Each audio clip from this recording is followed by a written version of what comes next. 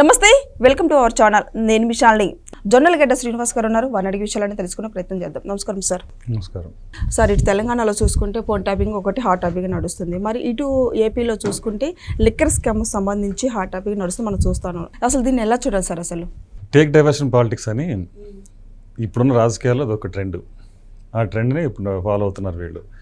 మీరు అన్నట్టు ఇక్కడ వైసీపీ కానీ అలాగే అక్కడ బీఆర్ఎస్ కానీ ఈ రెండింటికి ఇప్పుడు దగ్గరికి వచ్చేసినాయి. ఏవైతే విచారణ దర్యాప్తు అంతా జరిగి ఏవేవి ఒకవైపున ఫోన్ ట్యాపింగ్ బీఆర్ఎస్ సంబంధించింది, అలాగే లిక్కర్ మాఫియా వైసీపీ సంబంధించింది. ఈ రెండింటికి ఒకటే స్థావరం, ఒకటే డెన్ దుబాయ్లో ఉంది.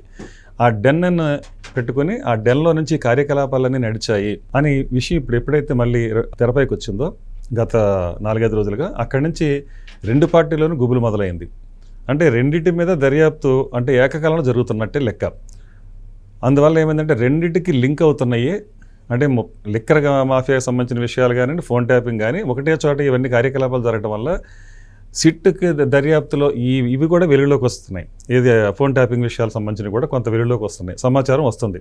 దాంతో ఇక్కడ బీఆర్ఎస్కి గూలు పుట్టింది. అటు పక్కన ఆల్రెడీ లిక్కర్ కుంభకోణంలో అరెస్ట్ అయిన వీళ్ళందరూ కూడా అలాగే నిందితులుగా చేర్చిన వీళ్ళందరూ ఒక్కొక్కళ్ళుగా చెప్తున్న సాక్ష్యాలను బట్టి అన్నీ బయటకు వచ్చే పరిస్థితులు ఉన్నాయి. ఈ సందర్భంలో ఖచ్చితంగా ఇది టేక్ డైవర్షన్ పాలిటిక్స్లో భాగంగా తీసుకున్న ఒక డైవర్షనే. ఈ బనకచర్ల అనే ఒక ఇష్యూని మనం తెర మీదకి తీసుకొస్తే ఆ రెండు విషయాలు కొంచెం ప్రజల్లోకి ఎక్కువగా పోకుండా, అంటే జరిగేది ఎలాగో జరుగుతుంది, తీర్పు ఎలాగో వస్తుంది, అది కొంతకాలం ఇటు తిరిగి కొంతకాలం పాటు నడుస్తుంది. కానీ ఈ లోపల వాళ్ళకి ఒక డిఫెన్స్ చేసుకోవడం కోసం ఇదొక అస్త్రంగా వాడుకున్నారనేది ఖచ్చితంగా చెప్పొచ్చు. ఇప్పుడు తెలంగాణలో చూసుకున్న ఫోన్ ట్యాపింగ్ హాట్ టాపిక్ నడుస్తుంది సార్. అసలు ఏం జరుగుతుంది దాంట్లో? అసలు దానికి సంబంధించి మీరేం చెప్తారు? దీని మీద ఇంతకుముందే చాలా విషయాలు బయటకు వచ్చినాయి. ఫోన్ ట్యాపింగ్ ద్వారా షర్మిల గారు కానివ్వండి, అలాగే స్వయాన అదే పార్టీలో ఉన్న, అదే పార్టీ కూడా కాదు, వాళ్ళ కేటీఆర్ సొంత చెల్లెలు కవిత గారి మీద కూడా ఫోన్ ట్యాపింగ్ జరిగింది. మరి ఎంతకంటే ఇంకేం కావాలి? అంటే సొంత మనుషుల మీద వీళ్ళు ఫోన్ ట్యాపింగ్ చేశారు, ఇంకా సొంత పార్టీలో ఉన్న వాళ్ళ మీద ఫోన్ ట్యాపింగ్ చేశారు, ఇంకా సినీ తారల మీద ఫోన్ ట్యాపింగ్ చేశారు. ఇలాగ ఒక్కళ్ళని కాదు, అలాగే ఎలక్షన్స్ ముందు కూడా ఫోన్ ట్యాపింగ్ చేసి ఎక్కడెక్కడ డబ్బు ఎటు నుంచి ఎటు వెళ్తుంది అనేది వాళ్ళు ట్రేస్ చేసి ఇక్కడ ఎలక్షన్ జరిగేటప్పుడు కాంగ్రెస్కి డబ్బు ఎక్కడ వెళ్లకుండా దాన్ని నిరోధించి వాళ్ళ డబ్బుని ఎక్కడికెక్కడ డంప్ చేసుకునే విధంగా, ట్రాన్స్పోర్ట్ చేసుకునే విధంగా వాళ్ళు చేసుకోగలిగారు. ఇవన్నీ ఫోన్ ట్యాపింగ్ వల్లే సాధ్యమైనవి. అలాగే ఏపీ ఎలక్షన్స్కి అంటే ఇప్పుడే కాదు, 2019లో కూడా జరిగింది. అది 2019లో ఒక రకంగా టీడీపీ ఓడిపోవడానికి బీఆర్ఎస్ చేసిన ప్రయత్నంలో ఒక భాగమే ఈ ఫోన్ ట్యాపింగ్ కూడా. అంటే అక్కడ జగన్మోహన్ రెడ్డి ప్రభుత్వం తీసుకురావాలన్న దృఢ నిశ్చయంతో ఉన్నాయి ఏదైతే టీఆర్ఎస్ ఉందో అప్పటికే గెలిచి ఉండటంతో వాళ్ళు ఖచ్చితంగా ఆర్థికంగాను అలాగే ఈ విధంగా కూడా వాళ్ళు సహాయపడటం జరిగింది. ఈ ఫోన్ ట్యాపింగ్ ద్వారా అక్కడ ఎక్కడెక్కడ మనీ ఎటు నుంచి ఎటు వెళ్తుంది అనేది అష్టదిగ్బంధనం చేసి తెలుగుదేశం పార్టీ అనే వాళ్ళకి ఎక్కడా కూడా అంటే డబ్బులు పంచడం అనేది అతి మామూలు విషయం అయిపోయిన సందర్భంలో వైసీపీకి చేతుండా డబ్బు పెట్టుకుని ఖర్చు పెట్టే అవకాశం ఉంది. అలాగే ఇక్కడ బీఆర్ఎస్ నుంచి కూడా ఆ రోజున కొంత డబ్బు వాళ్ళకి కేసీఆర్ సాయం చేసాడని కూడా చెప్పుకున్నారు.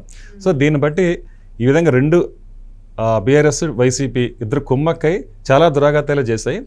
అందులో భాగంగా ఇప్పుడు ఇద్దరు కలిసి ఒకళ్ళు లిక్కర్లో ఉన్నారు స్కామ్లో, మరొకళ్ళు ఫోన్ ట్యాపింగ్లో ఉన్నారు. మరి ఇటు ఏపీలో లిక్కర్ స్కామ్ సంబంధించి హాట్ టాపిక్గా చర్చ నడుస్తుంది. కానీ ఒక కొలుకు వచ్చే అవకాశం ఉందంటారా లేదంటారా? ఇంకా అంటే ఏం చెప్తారు సార్? ఇప్పటివరకు జరిగిన దర్యాప్తు బయట చూసుకుంటే చాలా వరకు కొలుకొచ్చిందని అనుకోవాలి. ఇంకా రావాల్సింది ఏంటంటే మిథున్ రెడ్డి అరెస్టు. అది అయిపోతే బెయిల్కి ఆల్రెడీ మళ్ళీ సుప్రీంకోర్టులో ఇవాళ అప్పీల్ చేసుకున్నాడు. బహుశా నాకు తెలిసినంత వరకు సుప్రీంకోర్టులో కూడా తిరస్కరిస్తారు. ఇక్కడ ఆల్రెడీ హైకోర్టులో తిరస్కరించారు. సుప్రీంకోర్టులో కూడా తిరస్కరించిన తర్వాత ఇంకా ఖచ్చితంగా అంతకుముందే అతను లుకౌట్ నోటీసులు జారీ చేశారు కాబట్టి ఎక్కడైనా అతను పట్టుబడితే కనుక ఇమీడియట్గా అరెస్ట్ చేసే అవకాశాలు అయితే ఉన్నాయి. మిథున్ రెడ్డి కనుక అరెస్ట్ అయితే అతని నుంచి చాలా విషయాలు బయటకు వస్తాయి. ఎందుకంటే మిథున్ రెడ్డి అనే అతనే కీలకమైన వ్యక్తి. అతను ఒక మాస్టర్ మైండ్తో ఏదైతే ప్లాన్ చేశాడో కొత్త మద్య విధానాన్ని అతనే రూపకల్పన చేశాడు, అతనే వ్యూహకర్త అని చెప్పేసి చాలామంది ఇప్పుడు అనుకునేది. అంటే ఈ లిక్కర్ కుంభకోణం సంబంధించి దర్యాప్తులో బయటపడ్డ విషయాలు అవి. అంటే ఎవరైతే విచారణ జరిపారో వాళ్ళందరి నుంచి వచ్చిన విషయాలు దీన్ని బట్టి మిథున్ రెడ్డి కీలకమైన వ్యక్తి అని అర్థమైంది. సో అతని నుంచి చాలా విషయాలు బయట వస్తాయి. దీనంతటి తర్వాత ఇంకొక కీలకమైన వ్యక్తి విజయసాయి రెడ్డి గారు. ఆయనకు ఆల్రెడీ ఇంతకుముందే విచారణకు రమ్మని పిలిచారు. ఆయన కొన్ని వ్యక్తిగత కారణాలు చెప్పి కొంత టైం గడువు అడగడం జరిగింది. దాంతో ఇప్పుడు ఆయన కూడా విచారణకు రావాల్సి ఉంది. అయితే మిథున్ రెడ్డి విచారణ ముందు జరిగిద్దా, సాయిరెడ్డి గారి విచారణ ముందు జరిగిద్దా అనే దానికి మిథున్ రెడ్డి బయట పడి అరెస్ట్ అయ్యే వరకు కూడా ఇది ఉత్కంఠే. దాంతో ఇంకొకటి ఏంటంటే వీళ్ళిద్దరు ఎవరు విచారణకు వచ్చినా కూడా చాలా కీలకమైన విషయాలే బయటకు వస్తాయి. అంటే ఇక అది ఆల్మోస్ట్ ఇక చివరి అంకం లాంటిది, అంటే చరమాంకం కూడా ఒక రకంగా వైసీపీకి. ఇది పూర్తి అయిపోతే ఆ చాలా విషయాలు బయటకు వస్తాయి. ఇప్పటికే అంతిమ లబ్ధిదారుడు ఎవరనేది తెలిసింది. నిన్న మొన్న వార్తల్లో మనం 90% జగన్మోహన్ రెడ్డికి వెళ్ళింది, ఏదైతే ముడుపులు ఉన్నాయో అవన్నీ కూడా. మిగతా 10% రాజకేశ్వర రెడ్డి సారథ్యంలో ఉన్న మొత్తం టీం, ఆ టీంలో ఎవరైతే ఉన్నారో 2 ఎంపీలు, అందులో ఒక ఎంపీ మిథున్ రెడ్డి అని ఎలాగో తెలుస్తుంది, 2వ ఎంపీ విజయసాయి రెడ్డి అనేది. అంటే వీళ్ళిద్దరికి, అంటే విజయసాయి రెడ్డికి ముడుపులు ఆగిపోయి అన్న ఉద్దేశం మీద బయటకు వచ్చి ఈ భాగవతానంతా బయట పెట్టాడు అనేది ఒక వాదన. దీని ప్రకారం సగం బట్ట ఓడదీశారు, ఇదంతా నాకేం సంబంధం లేదు, రాజకేశ్వర రెడ్డి దీనంతటికి కర్త కర్మ క్రియ. సో అతన్ని పట్టుకుంటే అన్ని విషయాలు తెలుస్తాయి అన్నట్టుగా అతను మాట్లాడేయడం కూడా జరిగింది. ఇప్పుడు విచారణకి వెళ్తే మొత్తం గొడ్డలు ఓడదీయడానికి సిద్ధంగానే ఉన్నాడు విజయసాయి రెడ్డి. ఈ నేపథ్యంలో వీళ్ళిద్దరు అరెస్టు, మిథున్ రెడ్డి కస్టడీలోకి తీసుకోవటం, విజయసాయి రెడ్డి విచారణ చేయటం, ఈ రెండు జరగగానే ఇక ఆల్మోస్ట్ ఒక కొలిక్కి వచ్చేస్తుంది ఏదైతే ఉందో దర్యాప్తు. అది వీలైనంత తొందరలో, అంటే ఒక వారం రోజులు అటు ఇటులో, ఒకవేళ మిథున్ రెడ్డిని కస్టడీ తీసుకునే విషయంలో ఆలస్యం జరిగితే కనుక విజయసాయి రెడ్డిని విచారణ పిలిచి చాలా విషయాలు రాబట్టే అవకాశం అయితే ఉంది. సో ఇదండి, చూశారు కదా, విన్నారు కదా వీడియోలో. మరి ముఖ్యంగా చూసుకుంటే ఫోన్ ట్యాపింగ్ గురించి ఏం జరుగుతుందో మనం ఇప్పుడే విన్నాం కదా. తర్వాత లిక్కర్ స్కామ్ సంబంధించి ఎవరు అంతిమ లబ్ధిదారో నెక్స్ట్ వీడియోలో అయితే తెలుసుకుందాం. Thank you sir. నమస్కారం.